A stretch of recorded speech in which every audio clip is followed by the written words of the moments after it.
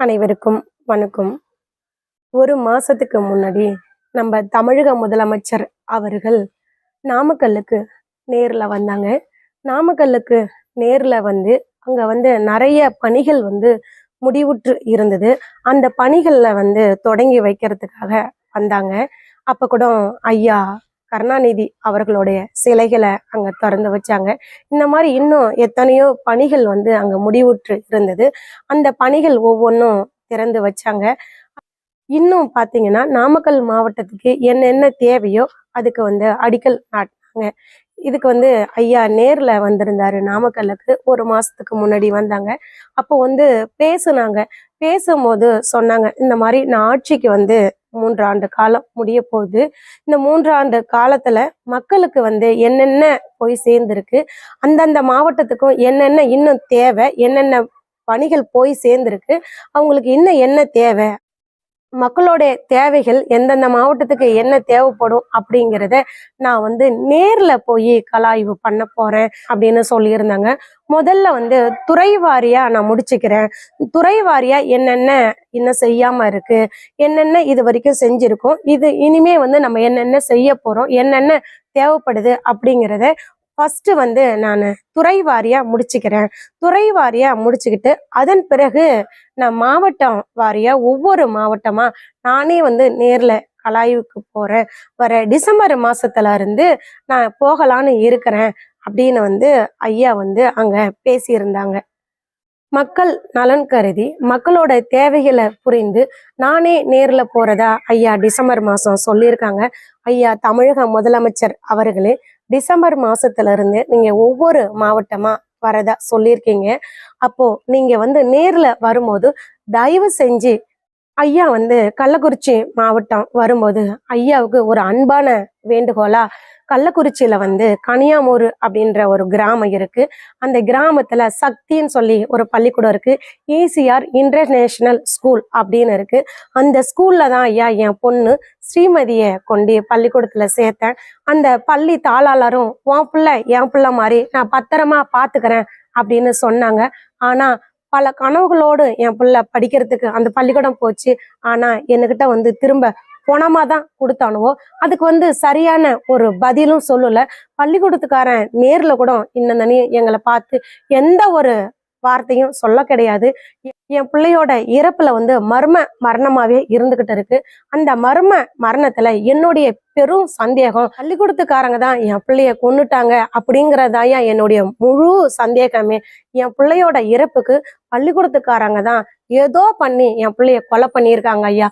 இந்த உண்மையெல்லாம் மூடி மறைக்கிறதுக்காக தான் 2.5 வருஷ காலமா மாச சம்பளத்தை வாங்கிக்கிட்டு வேலை பார்த்துருக்காங்க போலீஸ்காரங்க.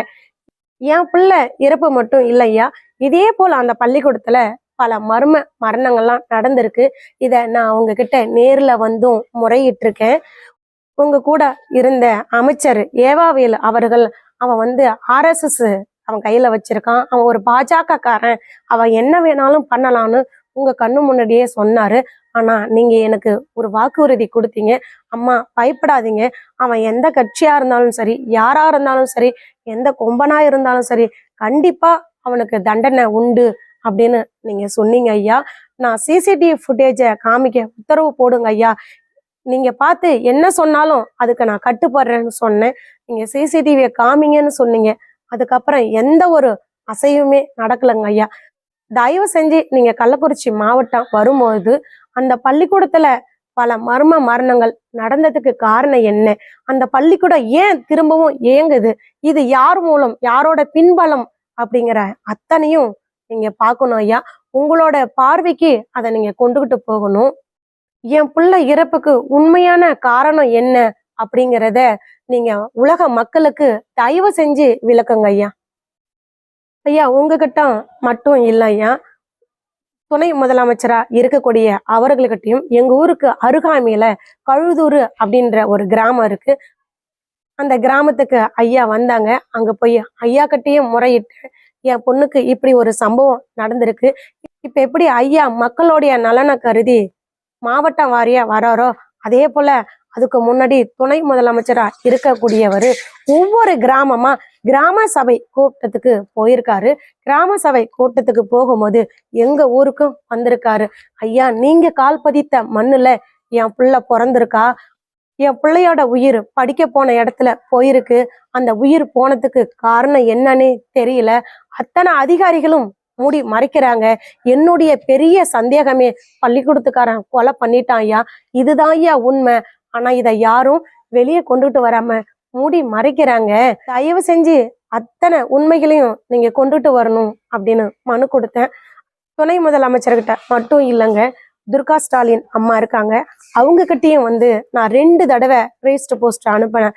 அம்மா, நான் இந்த ஊரை சேர்ந்தவ, என் பொண்ணை பள்ளிக்கூடத்துக்கு படிக்க அனுப்பின இடத்துல என் பிள்ளைய பொணமாதான் என் கண்ணுல காட்டுனானுவோ. அங்க பல மரணங்கள் நடந்திருக்கு. இது வரைக்கும் என் பிள்ளை எப்படி உயிர் போச்சு, அதுக்கான உண்மையான காரணம் என்னன்னு தெரியலம்மா. என்னுடைய பெருத்த சந்தேகமே, அந்த பள்ளிக்கூடத்துக்காரன் என் பிள்ளைய கொலை பண்ணிட்டாமா. இதுக்கு நீங்களும் ஒரு வழிவகை பண்ணுங்க, ஒரு தீர்வு காணணும் அப்படின்னு அம்மாவுக்கும் 2 தடவை நான் ரெஜிஸ்டர் போஸ்ட் அனுப்பினேன். ஆனா எந்த ஒரு பதிலும் இது வரைக்கும் எனக்கு வரலங்க ஐயா. ஐயா, நீங்க மாவட்டம் வாரியா போகும்போது கண்டிப்பா கடலூர் மாவட்டத்துக்கும் வருவீங்க. கடலூர் மாவட்டம் தான் ஐயா என்னுடைய மாவட்டம். இந்த கடலூர் மாவட்டத்துல என் பிள்ளைய இழந்துட்டு 2 வருஷமா துடிச்சுக்கிட்டு இருக்கிறாங்க ஐயா. நீங்க சொல்றீங்க ஸ்டாலின் தான் வராரு, விடியல் தர போறாருன்னு சொன்னீங்க ஐயா. எங்க வீட்டு குத்து விளக்க அணைச்சிட்டானுவோ. எங்க வீடு 2.5 வருஷ காலமா இருண்டு கிடக்குதுங்க ஐயா. என் பிள்ளை உயிர் போய் இப்படி ஒரு பெரிய சம்பவம் நடந்தது உங்க ஆட்சியில தாங்க ஐயா. உங்க ஆட்சி முடியறதுக்குள்ள எனக்கு ஒரு நல்ல தீர்ப்பு வரத்துக்கு ஒரு வழிவகை பண்ணுங்க ஐயா. உங்ககிட்ட மடியேந்தி பிச்சை கேட்கறங்க ஐயா. நீங்க சொன்ன வாக்குறுதிய காப்பாத்துற மாதிரி தயவு செஞ்சு கொலகாரம் யாரா இருந்தாலும் தப்பிக்க கூடாது ஐயா. நான் உங்ககிட்ட நேர்ல வரும்போதே நான் முறையிட்டு இருக்கேன் ஐயா. இந்த மாதிரி எங்க வீட்டுக்காருக்கும் உடம்பு சரியில்லை, ஆஞ்சோ பண்ணியிருக்காரு. என் பிள்ளை போனனாலா வெறும் கட்டை தான் என்கிட்ட இருக்கு, என்கிட்ட உயிர் கிடையாது. என் பிள்ளை போன அன்னைக்கே என் உயிர் பிரிஞ்சிருச்சு. தயவு செஞ்சு குறுகிய காலத்துல இந்த கேஸை முடிச்சு சீக்கிரமா இதுக்கான விசாரணையை முடிச்சு தீர்வு சொல்லணும்னு ஒரு உத்தரவு போடுன்னு சொன்னாங்க ஐயா. இதுவரையும் நீங்க அதை நிறைவேற்றலங்க ஐயா. தயவு செஞ்சு கடலூர் மாவட்டம் வரும்போதாவது என் பிள்ளைக்காக நீங்க ஒரு உத்தரவு போடுங்க ஐயா. உங்ககிட்ட மடிப்பிச்சை ஏந்தி கேக்குறங்க ஐயா.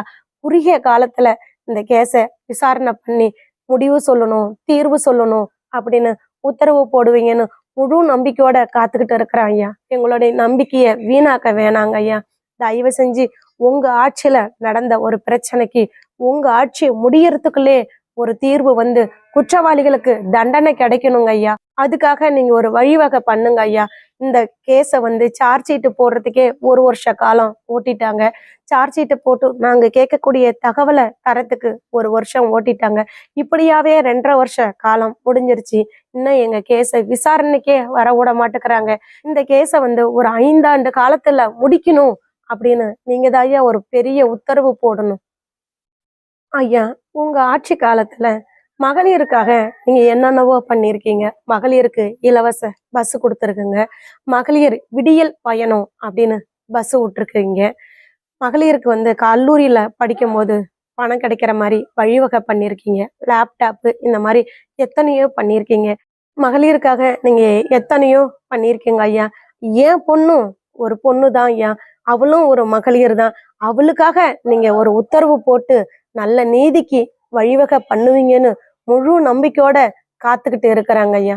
மக்களோட நலனை கருதி நீங்களே ஒவ்வொரு மாவட்டமா போறதா சொல்லியிருக்கீங்க. அப்ப தயவு செஞ்சு ஐயா நீங்க இந்த 2 மாவட்டத்தையும் மறந்துடாதீங்க. கள்ளக்குறிச்சி மாவட்டம் போகும்போது அந்த பள்ளிக்கூடம் எப்படியாப்பட்ட பள்ளிக்கூடம், அங்க ஏன் பல உயிர்கள் போகுது, அந்த உயிர் போறதுக்கு உண்மையான காரணம் ஏன் வெளியே வரமாட்டேக்குது அப்படிங்கிற ஒரு உண்மையை நீங்க கண்டுபிடிக்கணும் ஐயா. என் பிள்ளை இறப்புக்கு உண்மையான காரணம் என்ன, அந்த பள்ளிக்கூடத்துக்காரன் என் பிள்ளைய என்ன பண்ணனா அப்படிங்கிறத மக்களுக்கு வெளிச்சம் போட்டு காட்டுறது உங்க கையில தான் ஐயா இருக்கு. விட்டுறாதீங்க ஐயா. கடலூர் மாவட்டம் வரும்போதும் தயவு செஞ்சு என் பிள்ளைக்காக மீண்டும் ஒரு முறை உங்ககிட்ட நான் மடிப்பிச்சை கேட்குறாங்க ஐயா. என் பிள்ளைக்கான ஒரு உத்தரவை போடுங்க ஐயா. இது வரைக்கும் விசாரணை பண்ணின அதிகாரிகள் யாருமே உண்மையான முறையில விசாரணை பண்ணவே கிடையாது ஐயா. ஒருதலை பட்சமாக அரசியல் பலமும் பண பலமும் அவன்கிட்ட இருக்குது அப்படிங்கிற ஒரு காரணத்தால என் பிள்ளைக்கு நடந்த அநீதிக்கு அவங்க துணை போறாங்க ஐயா. நீதிக்கு அவங்க நிக்கவே கிடையாது ஐயா. உண்மைக்கும் அவங்க ஒரு காலமும் வேலை பார்க்கவே கிடையாதுங்க ஐயா. அத்தனை உண்மைகளையும் மறைச்சு வேலை பார்த்துருக்காங்க ஐயா. என் பிள்ளைக்கான நீதி உங்க கையில தான் ஐயா இருக்கு. குறுகிய காலத்துல இந்த கேஸை முடிச்சு விசாரணை பண்ணி தீர்ப்பு சொல்லணும் அப்படின்னு ஒரு உத்தரவை போடுவீங்கன்னு காத்து கிடக்குறாங்க ஐயா. மக்கள் அனைவரும் ஸ்ரீமதிக்கு நீதி கிடைச்சிராதா, உண்மையான கொலைகாரனுக்கு தக்க தண்டனை கிடைச்சிராதா அப்படின்னு அத்தனை உள்ளங்களும் ஏங்கி தவிச்சுக்கிட்டு இருக்குதுங்க ஐயா. எத்தனையோ தாய்மார்கள் ஸ்ரீமதிக்கு நடந்த கொடுமையை நினைச்சு ஒவ்வொரு நாளும் அழுதுகிட்டு இருக்காங்க. அத்தனை பேத்தோட கண்ணீரும் நீங்க துடைக்கிறதுக்கு நீங்க தான் ஐயா ஒரு வழிவகை பண்ணணும்.